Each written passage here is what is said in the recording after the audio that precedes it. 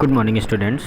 तो आज जो है हम लोग फाइनेंशियल स्टेटमेंट सेकेंड यानी with adjustment final account start करेंगे। ठीक है, तो सबसे पहले मैं इसका थ्योरिकल पार्ट आपको बता रहा हूँ कि एडजस्टमेंट क्या होती है, कौन कौन सी एडजस्टमेंट्स मेन होती हैं जिन्हें हमें फाइनल अकाउंट बनाते समय या फाइनल स्टेटमेंट बनाते समय यूज़ करनी होती हैं या ध्यान में रखना होता है, और उनका जो एडजस्टमेंट है या उनकी जो लेखें हैं वो कहाँ और किस अकाउंट में किस साइड किए जाते हैं, तो मैं अभी आपको ये बताऊंगा। तो आज ये फर्स्ट वीडियो है फाइनेंशियल स्टेटमेंट सेकंड की, तो आप अच्छे से देखिए और जो है इसे समझने की कोशिश कीजिए। तो देखिए सबसे पहले क्या लिखा हुआ है, नीड ऑफ एडजस्टमेंट्स यानी समायोजना की आवश्यकता। तो आवश्यकता क्या होती है? According to accrual concept of accounting, इसका मतलब ये होता है कि जो आपकी उपार्जन परिकल्पना के अनुसार लेखांकन वर्ष होता है वो हम हमेशा जो आपका फाइनेंशियल ईयर होता है या एक अकाउंटिंग ईयर होता है उसमें हम सारी इनकम वसूली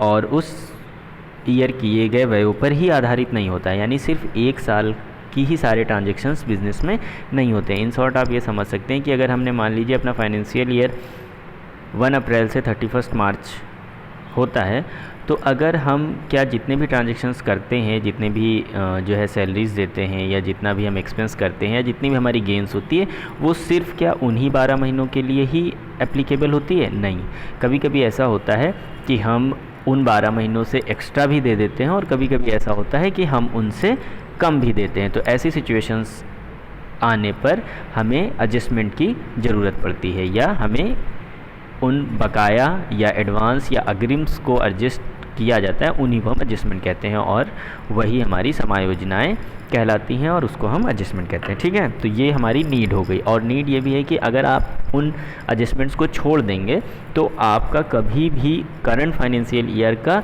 रियल पोजीशन नहीं निकलेगी बिजनेस की, ना ही आपका रियल प्रॉफिट एंड लॉस पता चलेगा, ना ही आपकी रियल लायबिलिटीज़ और एसेट्स पता चलेंगी। तो इसलिए इन एडजस्टमेंट को करना आवश्यक होता है। क्यों? क्योंकि हमें अपने बिज़नेस की पूरी और एक सच्ची जो पोजीशन है, चित्र है, वो प्रस्तुत करना होता है। ठीक है, तो इसलिए इनकी ज़रूरत है। मैंने हिंदी और इंग्लिश दोनों में दिया हुआ है ताकि आपको पढ़ने में और समझने में प्रॉब्लम ना हो। उसके बाद चलिए हम ले लेते हैं कि एग्ज़ाम्पल ले लेते हैं कि किस तरह एडजस्टमेंट्स होती हैं। चलिए एग्ज़ाम्पल जैसे दिया है, मान लीजिए हमने जो है 1 जुलाई 2016 को कोई इंश्योरेंस प्रीमियम है, बीमा है, उसका हमने 1200 रुपये किस्त भुगतान की और जो हमारी फाइनेंशियल ईयर है वो हमारा 31 मार्च को एंड हो जाता है।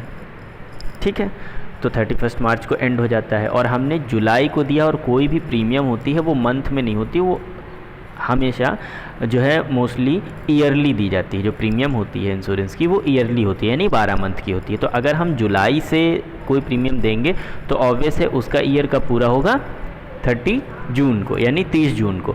तो इस तरह से अगर अप्लीकेबल हो रहा है, तो अब अगर आपका फाइनेंशियल ईयर 31 मार्च को एंड हो रहा है और जो हमने प्रीमियम पेड की है उसका 30 जून को एंड हो रहा है, तो ऑब्वियस सी बात है ना, आपका अप्रैल मई जून 3 महीने का एडवांस पेड हो गया ना।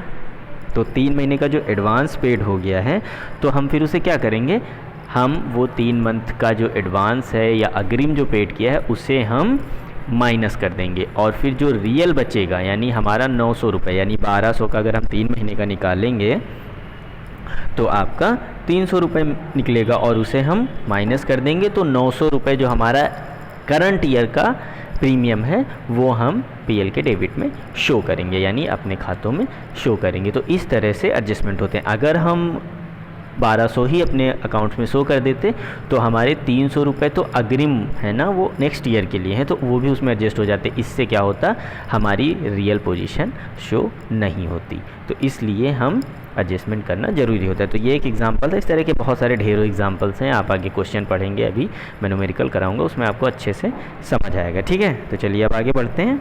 तो अब देखिए ये कुछ एडजस्टमेंट्स हैं जो की जाती हैं। These are adjusted at the time of preparation financial statement, यानी जब हम फाइनेंशियल स्टेटमेंट बनाते हैं तो ये सारी एडजस्टमेंट्स होती हैं, ये एडजस्ट की जाती हैं मोस्टली, जो बहुत ज़्यादा यूजुअली यूज़ होती हैं। वैसे तो एडजस्टमेंट कोई निश्चित नहीं है कितनी होती हैं, कोई भी एडजस्टमेंट हो सकती है, बट मोस्ट ऑफ जो हम यूजुअली क्वेश्चंस में आपको मिलती हैं वो मैंने नीचे दी हैं। तो सबसे पहले क्लोजिंग स्टॉक या अंतिम रहतिया इसको बोल सकते हैं। आउटस्टैंडिंग एक्सपेंसेस हैं। आउटस्टैंडिंग एक्सपेंसेस का मतलब होता है जब हमने एक्स्ट्रा पेड कर दिया हो, ठीक है, या हमारा पेड करना बाकी हो, ठीक है, तो बाकी हो तो उसे हम आउटस्टैंडिंग एक्सपेंसेस कहते हैं। फिर प्रीपेड या अनएक्सपायर्ड एक्सपेंसेस। प्रीपेड जैसा कि अभी मैंने ऊपर एग्जांपल दिया था वो प्रीपेड था। प्रीपेड का मतलब होता है जितना हमारा पीरियड है, टाइम है या ईयर है, उससे अधिक पेड कर देना नेक्स्ट ईयर के लिए या नेक्स्ट पीरियड के लिए पेड कर देना, उसे हम प्रीपेड कहते हैं, ठीक है। एक्यूरेट जो है इनकम जो होती है आपकी कह लो उपार्जित आय, तो ऐसी आय होती है जो प्राप्त तो नहीं हुई होती है लेकिन वो उपार्जित हो चुकी होती है, यानी कमाई जा चुकी होती है, तो हम उसे भी लेते हैं। जो चीज़ कमाई जा चुकी है उसे हम फाइनेंशियल ईयर में जोड़ेंगे, ठीक है, एक्रूड इनकम इसको बोलते हैं। उसके बाद आता है इनकम रिसीव्ड इन एडवांस। अगर हमें कोई इनकम एडवांस में रिसीव हो गई है, मान लीजिए इंटरेस्ट जैसे मिलता है, तो मान लीजिए अगर हमने कोई फाइनेंशियल ईयर के बीच में कोई इन्वेस्टमेंट किया है तो हमको उस पर ईयरली इंटरेस्ट मिलेगा। तो ऑब्वियस सी बात है ना कि अगर हम किसी फाइनेंशियल ईयर के बीच में कोई इन्वेस्ट करते हैं तो हमें आधा इस साल का इंटरेस्ट मिलेगा और आधा हमारे फाइनेंशियल ईयर के अकॉर्डिंग नेक्स्ट ईयर का मिलेगा ना, तो वो इनकम एडवांस हो जाती है, ठीक है। उसके बाद आता है डिप्रीशिएशन। तो डिप्रीशिएशन एज यूजुअल है कि ईयरली जो हमारी एसेट्स होती है, फिक्स एसेट्स होती है, फैक्ट्री में मशीनें, फर्नीचर, ये सारी चीज़ें होती हैं, उन पे डे बाय डे हम जैसे जैसे उसको यूज़ करते हैं उसमें कुछ ना कुछ डिप लगता जाता है, यानी उसमें कमी आती जाती है। तो उन कमियों को भी हम एक्सपेंस के रूप में या अपने लॉस के रूप में लेते हैं और उसे हम पीएल के डेबिट में दिखाते हैं, ठीक है। फिर आता है बैड डेब्ट्स। बैड डेब्ट्स ऐसा होता है जो मार्केट में हमने पैसा उधार दे रखा है, या हर बिज़नेस में जो है पैसा उधार होता है, जो है बिज़नेस उधार होता है, माल उधार बिकता है, उसमें कोई पैसा डूब जाता है। ऐसे बहुत सारे मार्केट में लोग होते हैं जो पूरी तरह से ईमानदार नहीं है, हमारा कुछ पैसा डूब जाता है, वो पैसा लेके भाग जाते हैं या भुगतान नहीं करते हैं, तो ऐसी स्थितियाँ भी हमारे लॉस की होती हैं, उसे हम बैड डेब्ट्स कहते हैं। फिर प्रोविज़न फॉर डाउटफुल डेब्ट्स। तो डाउटफुल डेब्ट्स वही हैं, इसी तरह ये भी है कि जो पैसा हमारा डाउट में रहता है, मान लीजिए हमने 500 रुपये का उधार किसी को दिया है, ठीक है, अब उसमें ये होता है कि हमें ये लगता है कि ये 500 तो नहीं, बट हाँ 490 शायद दे दे या 300 दे दे, तो 200 रुपये डाउटफुल रहते हैं। तो ऐसी स्थिति में भी हम जितना भी डाउटफुल है उसका प्रोविज़न करते हैं और ये हमारी लॉस में गिना जाता है, ठीक है। और ऐसा होता है जैसे कई बार होता है बिल आपका बना 405 रुपये, 510 रुपये, तो ऑब्वियस होता है कस्टमर क्या करता है, अरे सर 5 रुपये छोड़ दीजिए, 500 ले लीजिए, तो वो 5 रुपये हमारा बैड डेब्ट्स हो गया। हम उन 5 रुपये को भी डाउटफुल रखेंगे और लॉस में रखेंगे। क्यों? अगर हम इस तरह से 5-5 रुपये 10-10 रुपये छोड़ते जाएंगे कस्टमर को और उसका लेखा कहीं नहीं करेंगे तो हमारी रियल पोजीशन बिज़नेस की पता नहीं चलेगी। क्यों?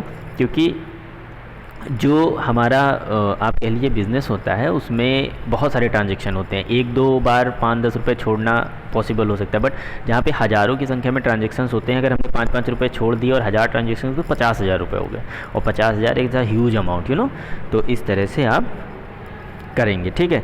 देन आता है provision for discount on debtors. तो डेटर्स पे डिस्काउंट का मतलब ये होता है जो देनदार हमारे होते हैं, देनदार मतलब जिनको हम माल उधार बेचते हैं वो हमें पैसा फ्यूचर में पेड करते हैं उधार ट्रांजेक्शन्स पे।